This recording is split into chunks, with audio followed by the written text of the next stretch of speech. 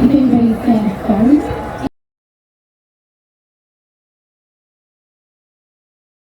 Anything that's lost today, if you lose anything or you find anything.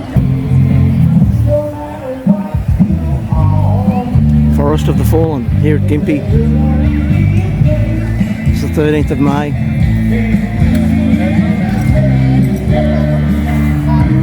We've got speeches from prominent people this afternoon.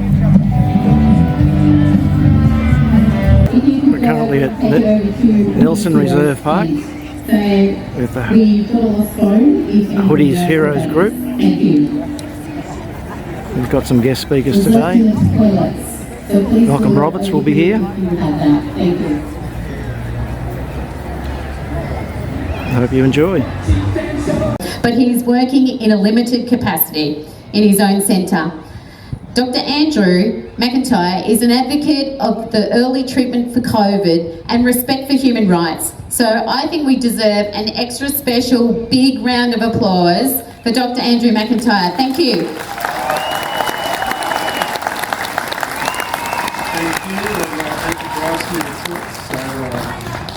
I've run Buderim Gastroenterology Centre on the Sunshine Coast since the early 90s, and as said, I was mandated out because of the vaccine mandate, but because we're a private centre and this is fairly critical, we actually kept half of our unvaxxed nurses in employment using telephone things. And when the CHO mandate dropped, which incidentally was 10 days after we submitted all our affidavits, the CHO mandate was dropped 10 days after we submitted all our affidavits in regards to evidence against the mandates. So we would like to claim that, but it's hard to be sure. We currently have a judicial review active against the Queensland Health mandates which persist. They're also enforced by private hospitals, which are all corporate and very large, and I think as a community you need to look at developing some locally owned, locally run health facilities where you can make decisions like we made to keep unvaccinated staff employed. So that's my message, and I hear a lot of good things about that in terms of local things. One of the things that I have been involved in for many years is low carb nutrition, and that is very positive on meat. I think the best meal you can ever have is steak and eggs, and I've seen the anti-meat agenda going for pre-COVID. So I've actually got 2 cattle farms now and are trying to push back against that as well. And I think keeping your food local, staying out of the big supermarkets, shopping around the edge of the store and avoiding all processed food is actually the best health thing you can do, and it is the best treatment to prevent your risk of COVID, in fact. So there are a lot of doctors who are opposed to all of this. A lot of them have been deregistered for some reason I haven't. I made an APRA complaint against the Chief Health Officer for misinformation, and they just said, oh, we've made him aware that he was wrong, but it was never corrected. And that was in regards to ivermectin, where he said there was no positive clinical trials, which was a total lie at the time. So I think my message really is to work on your local food suppliers, because they are under threat, to try and divorce yourself from the large corporate players. Perhaps as a co-op set up a medical centre that actually allows people who don't believe in all this rubbish to actually work when it's possible, because that is the only thing that's actually saved us.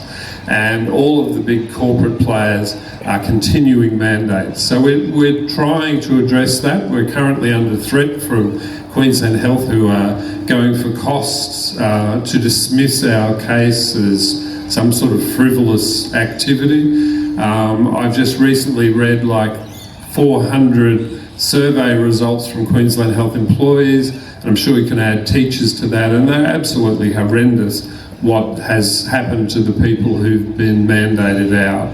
And they were actually right. If you're looking for the science, go to the AMPS website, amps.redunion.com. There's a number of presentations there. We've got one tonight in Coolum, which I have to get back to present at, which covers the science. I mean, we have to stick by the best available science, and the best available science is this vaccine is unsafe and ineffective. There is no doubt. Australia's all-cause mortality has gone up 20%. That started pre-COVID peak in December. The correlation with the vaccination around the world is enormously strong. Correlation does not equal causation, but there's a set of criteria called the Bradford-Hill criteria, which are things like dose response, timing, and things like that. And it satisfies the requirements, and that is really how they convicted smoking and lung cancer, is using Bradford-Hill criteria. So when you use those criteria, the Western world, there is very little doubt that this increased all-cause mortality is at least partially related to the vaccine, and I think if you've had the vaccine, just don't get any more. And the current ATAGI recommendations for anyone under 65 not to get boosted, but I heard on the radio on the way up they're still advertising it, so they're actually going against the ATAGI recommendations, which I don't totally support, but that is their current position.